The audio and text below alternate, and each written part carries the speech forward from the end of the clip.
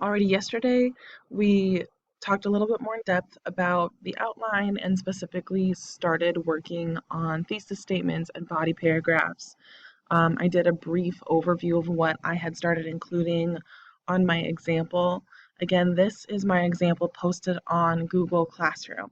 So you have full viewing access to this if you go to Classroom and then click the Ender's Game title. So all of the Ender's Game stuff loads, and then you just scroll down until you see character analysis, expectations, and outline. If you click this document, you might, on the student view, actually have to click the title and then click the document. I don't quite remember how the student view loads, but as long as you launch this, you can see all of this kind of ongoing outlining occurring. You do want to make a copy of the outline. You don't have to retype it. You could just go to the file, make a copy. If you do make a copy, make sure you delete all of my updates at this point. It's not a clean outline copy. I haven't deleted any of the formatting. I've just deleted some of this like help text stuff when I finished a step. And you can find it all there. All right, so as you're reviewing the example outline, you'll see that I've started including some information in my introduction paragraph. I normally don't start with my introduction. I think it's much easier to write the bulk of your essay or your 3 body paragraphs and then work backwards and do most of your introduction. But because we have to include just some basic identifying information about the work, I can go ahead and fill in the information that I already know. So I already know the title of the book, the author of the book, and the character that I'm going to be reviewing. I did make some side notes kind of to myself as I started this.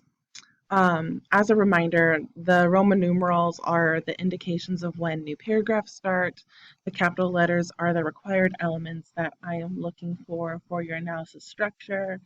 But all of these sub lists or these numbered lists are more like nice to haves, not necessarily required to haves. Like I've listed 4 different types of what you could be including in a lead sentence.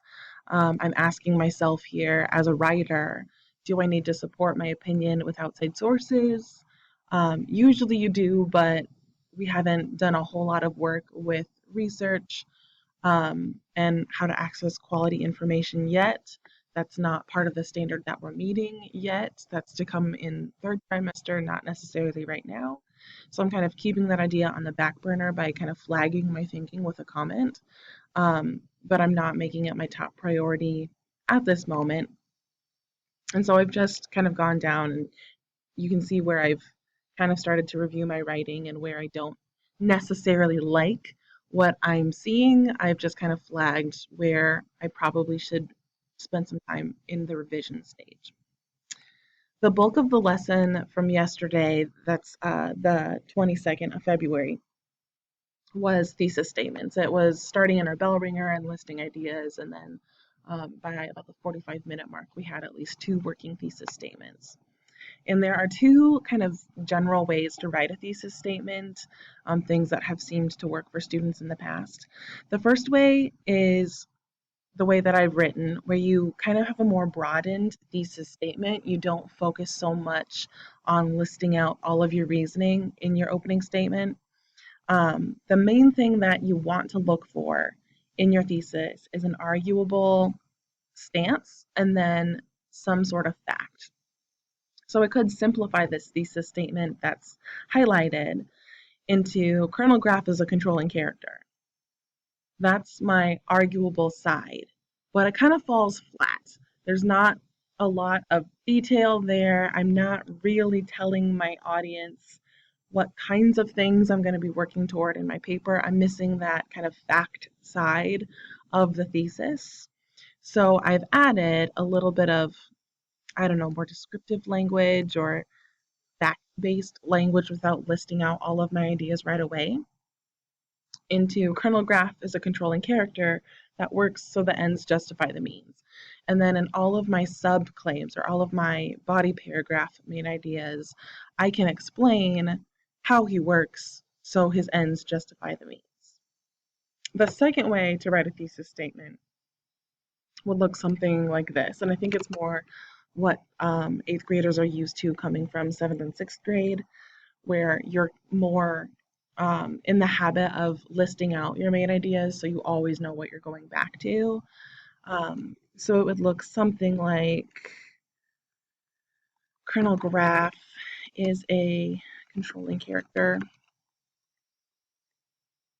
because he is manipulative,